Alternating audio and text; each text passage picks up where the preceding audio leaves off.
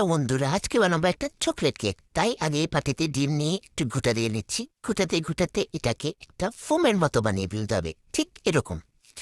ঘুরতে থাকো ঘুরতে থাকো ঘুরতে থাকো। এরপর এখানে ময়দা, কোকো পাউডার, বেকিং পাউডার সব মিক্স মিক্স মিক্স মিক্স করার পর থেকে কেমন হবে দেখতে, অনেকটা ইয়াম্মি ইয়াম্মি লাগছে। এরপর একটা বাটিতে সসপ্যানের মধ্যে ঢেলে নিতে হবে বেটারটা।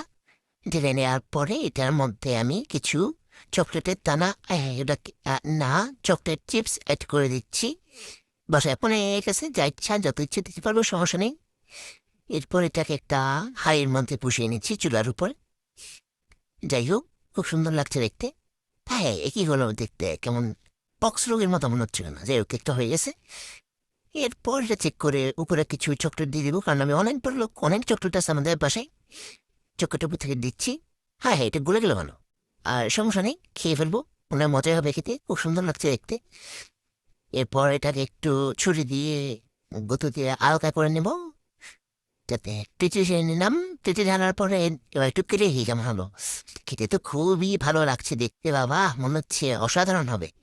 যাই হোক, ওই তুলে দেখি।